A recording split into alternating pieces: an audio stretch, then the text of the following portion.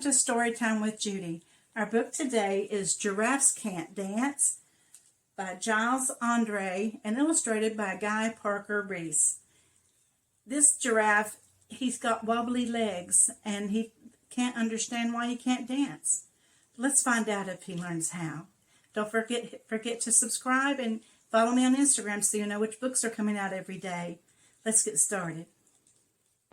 Gerald was a tall giraffe whose neck was long and slim, but his knees were awfully crooked and his legs were rather thin. He was very good at standing still and munching shoots off trees, but when he tried to run around, he buckled at the knees.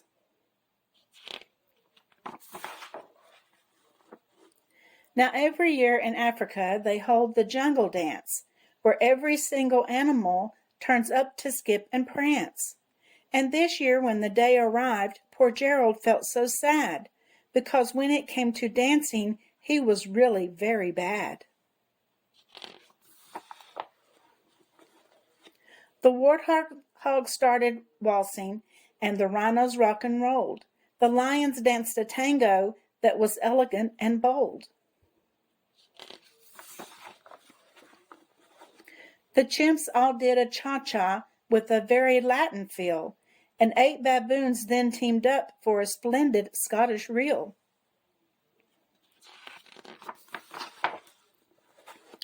Gerald swallowed bravely as he walked toward the floor, but the lions saw him coming, and they soon began to roar. "Hey, look at clumsy Gerald," the animals all sneered. "Giraffes can't dance, you silly fool. Oh, Gerald, you're so weird."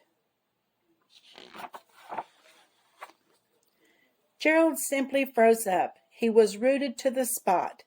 "They're right," he thought. "I'm useless. Oh, I feel like such a clot." So he crept off from the dance floor, and he started walking home. He'd never felt so sad before, so sad and so alone. Then he found a little clearing, and he looked up at the sky. "The moon can be so beautiful," he whispered with a sigh.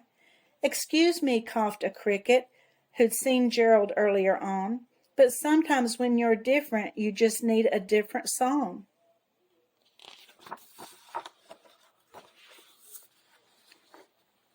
Listen to the swaying grass and listen to the trees. To me the sweetest music is those branches in the breeze. So imagine that the lovely moon is playing just for you. Everything makes music if you really want it to.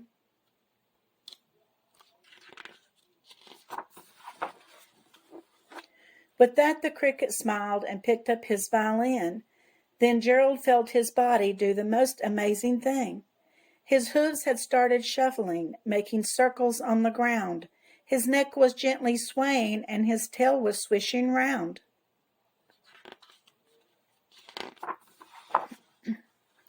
He threw his legs out sideways and he swung them everywhere.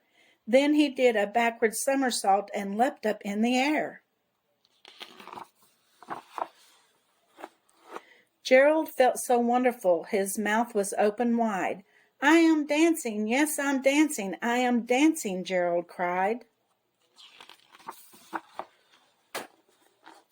Then one by one, each animal who'd been there at the dance arrived while Gerald boogied on and watched quite entranced.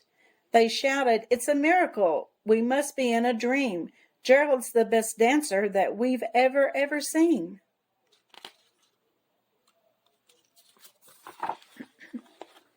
"How did you learn to dance like that? Please, Gerald, tell us how." But Gerald simply twirled around and finished with a bow. Then he raised his head and looked up at the moon and stars above. "We can all dance," he said, "when we find the music that we love." I hope you enjoyed the story, and I'll see you again tomorrow.